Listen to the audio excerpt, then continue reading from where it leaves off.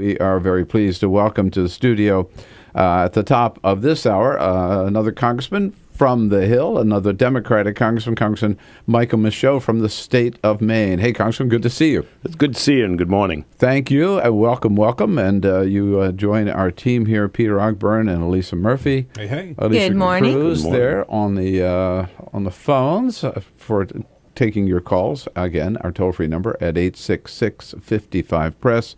And our videographer, Cyprian Bolding, has us looking good on the video cam around the globe at Talker TV, youtube.com/Talker TV.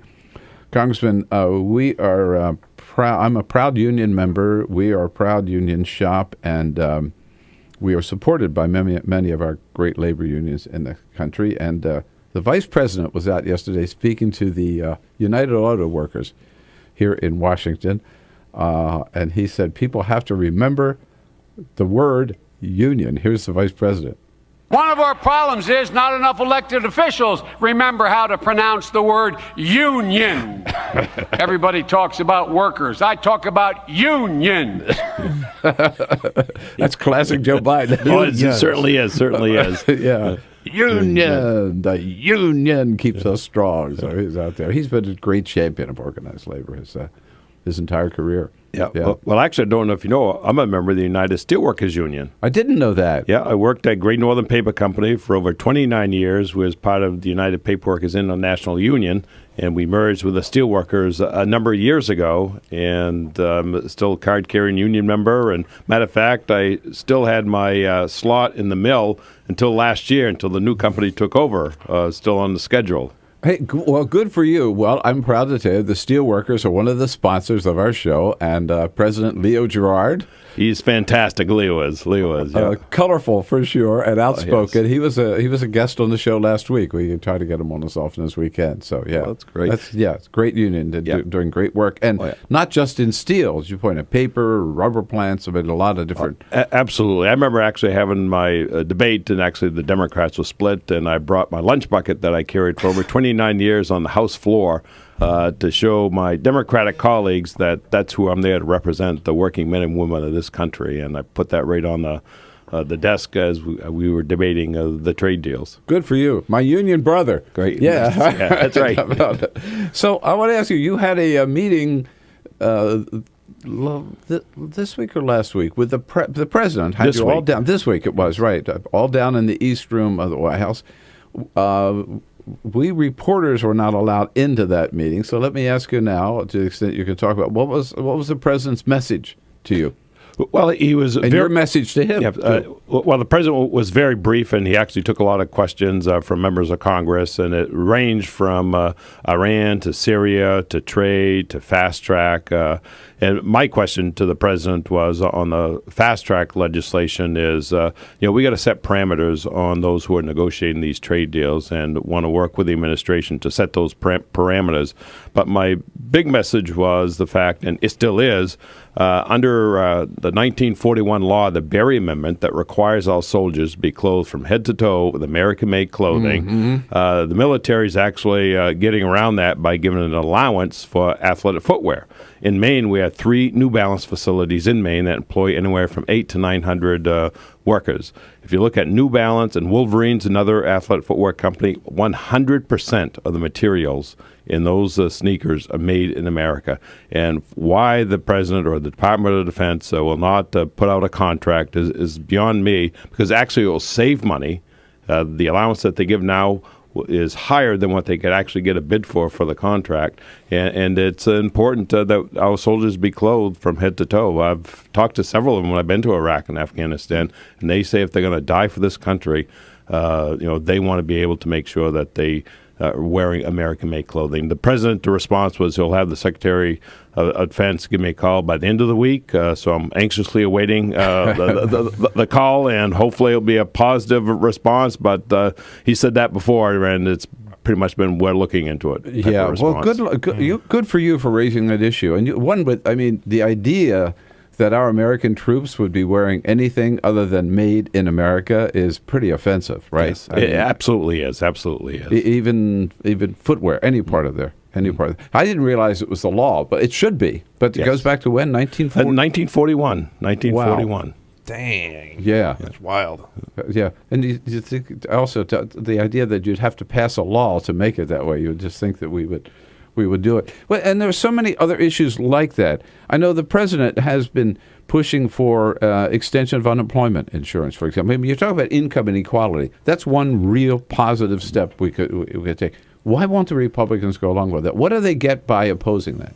I don't know. It's amazing. They think that people just want to stay home and collect, unemployment check rather than get a job. But quite frankly, you can't get a job. I know they use the unemployment rate's gone down and things are going well. Things are not going well. With the extension that had failed, probably right now over 4,000 Mainers are no longer getting unemployment benefits. Doesn't mean they have a job, but just they no longer counted as being unemployed. And people are hurting, and I see it in my district in the state of Maine, and hear it from my colleagues in Congress all around. And that's a good economic boom as well. Until the economy picks up, we got to do everything we can to help people, survive.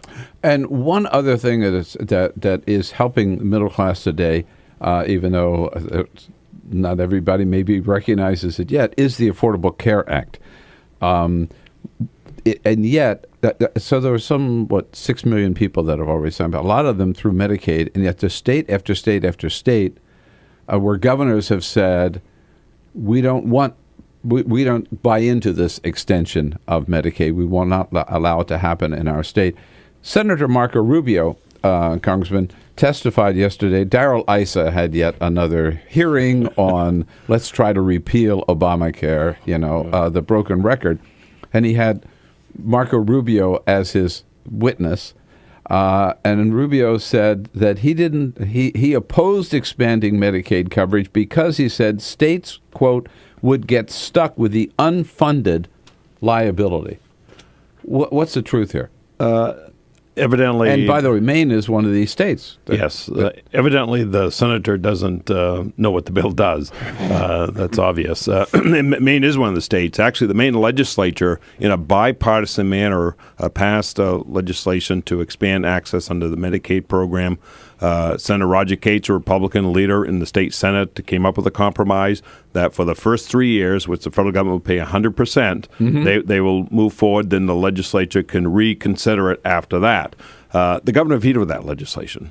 Unfortunately, the legislature was not able to override it. Here's a program that comes with 100% federal funding, doesn't cost the state a dime, and would help all these people in Maine. How many do you know? About 70,000 people, of which 3,000 are veterans. And what's interesting is, and this is one of the areas I held out on when we were dealing with the Affordable Care Act, is the enhanced reimbursement rate. Not only will it cover 70,000 people, of which 3,000 are veterans, it will save Maine almost $600 million over a 10-year time frame because of that enhanced reimbursement rate under Medicaid. Plus, hospitals will receive an additional $348 million over that same time frame. So it's a win-win all the way around. You save money, you cover more people, and the governor vetoed it. I know the legislatures are dealing with that issue again this year. Hopefully, they'll be able to get the Republicans to go along with it and move forward. So it's 100% federally paid for the first 3 years, and even after that, the federal percentage is pretty high, correct? It ultimately drops down to 90%. And the reason why Maine it actually saves Maine money, because right now it's about 63% that the federal match. But Maine, per capita, we have the oldest population in the country per capita. Number one in Medicare, number two in Medicaid, and for Medicare reimbursement, we're near the bottom. So when you look at this enhanced reimbursement rate under Medicaid, it really makes a big difference, and it's a win-win all the way around, and it's just this governor is adamantly opposed to the Affordable Care Act from the get-go. He's holding strong against it, and hopefully the legislature will be able to deal with it. If not, I know if I'm elected governor, that's one of the first things I will do is put forward a Medicaid expansion for the people in the state of Maine. Well, it's interesting that you have your governor, the governor of Florida, for example, and some others, and then you've got a Republican governor like John Kasich in Ohio, hardly a screaming liberal, who has said, "Well, I know a good deal when I see one." I don't agree with everything about the Affordable Care Act. I certainly don't agree with everything about President Obama. I mean, he even turned down the money for the high-speed rail, but he says on this one, it's a deal I can't refuse, right? So, absolutely. I mean, you can put aside your philosophical differences. A governor is there to represent the people of the state of Maine or their states and do what they can to help their states out. And for any governor who would refuse this, it's just amazing that they would do such a thing. It was kind of made us all feel good before the turn of the year when the Republicans and Democrats were able to come together on a budget deal. It was a mini deal, didn't do it great, but at least they got a deal together. And people were wondering, will some of that good feeling carry over into 2014? Well, now we see there's a farm bill, right? Took 2 years in the making, but comes together in a bipartisan fashion for a farm bill. The president's going to sign it tomorrow out in East Lansing, Michigan. Anything else maybe that we can come together on? Are you keeping hope alive in the House? Is immigration a possibility? Or you're absolutely right. I mean, when you look at, we were able to get the budget bill, then the appropriation bills that followed suit, then the farm bill. And if you look at those bills, it was overwhelming Republicans and Democrats that supported them. And immigration's another area I know there's a lot of interest in, and hopefully we'll be able to put aside our partisan differences and really focus on dealing with the immigration issue that we currently have. And I'm hopeful that we'll be able to move forward. Right now, I don't see it happening, but we were able to get 3 big bills done, and so I'm looking forward to it. Well, let's talk then more near term. How about the debt ceiling? This has been in the past. I mean, for the last 3 years, it's been crisis, including a government shutdown. Are we going to go through that again? I don't think so. When you look at the government shutdown, that really put another black eye on Congress, and I think the Republican leadership learned their lessons from that, and since that shutdown, we were able to get these other 3 major bills done. It's my hope that we'll be able to get the debt ceiling done as well, and I think we can get the debt ceiling raised without much problem. On so many of these issues, you could move them, whether it's immigration or climate change or whatever, you could move them out of the House if only the entire House were allowed to vote. Isn't that correct? Absolutely. And that's the issue. The way that the House rules, the Republicans control what comes to the floor. And if we were allowed to vote on them, then we can get them through. Same way with unemployment extension. I think we can put that to the floor. We'll be able to get that done. But unfortunately, the Republicans have not brought those forward. And hopefully we'll see the change of heart and they'll move forward. Minimum wage or whatever. I mean, I may be wrong, but I believe in every one of those cases we talked about, the way it was passed was that Speaker Boehner did agree to allow the entire House to vote, so Democrats and those Republicans willing to vote for those issues were able to carry the day, and the Tea Party was not able to block everything. You're absolutely right. The math, right? Yes. If the Speaker brings the bills to the floor, I think you will get a good cross-section of Republicans and Democrats supporting it to get it through the process. And that's what it's all about, allowing us to vote. Congressman Mike Michaud here from the state of Maine with us. Glad to take your calls at 866-55-PRESS. You know the toll-free number. There's a rumor going around that there's actually a governor's race in Maine going on taking place this year as well, and that one congressman sitting not so far from me might be particularly interested in that race. We'll talk about that and more with Congressman Mike Michaud when we come back here on the Bill Press Show. Again, stay with us at 866-55-PRESS. This is the Bill Press Show.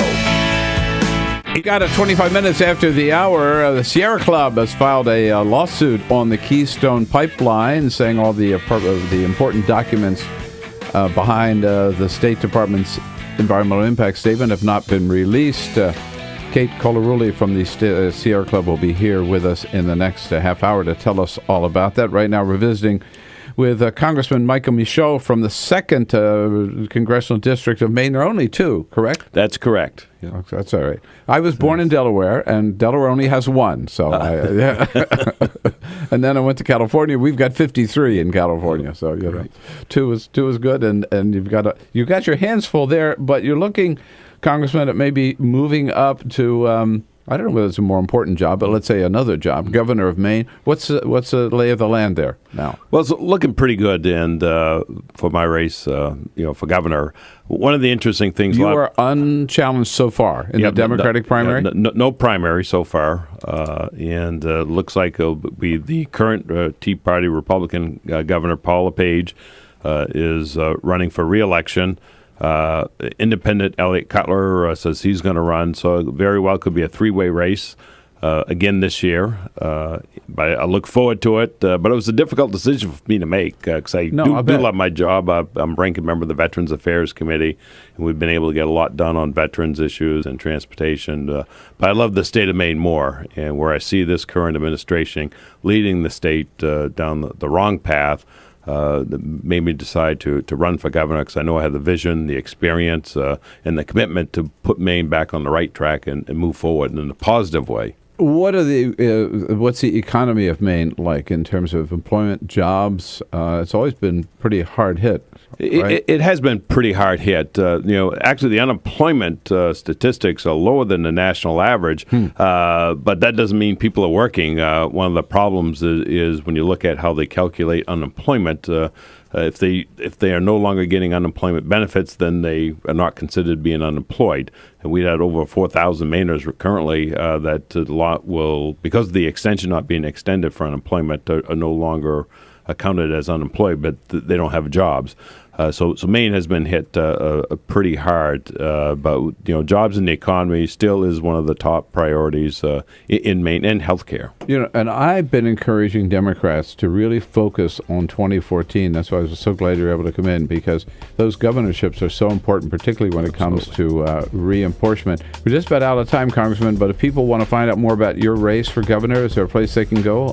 They can go to Michaud2014.com. Michaud 2014, MICHAUD. We'll put a link up on our website, Michaud2014.com. That's easy enough. Congressman Mike Michaud, great to know you. Thanks for coming in. Come back again soon. I definitely will. Thanks a lot for having me, Bill. Appreciate it. This All right, thanks. is the Bill Press Show.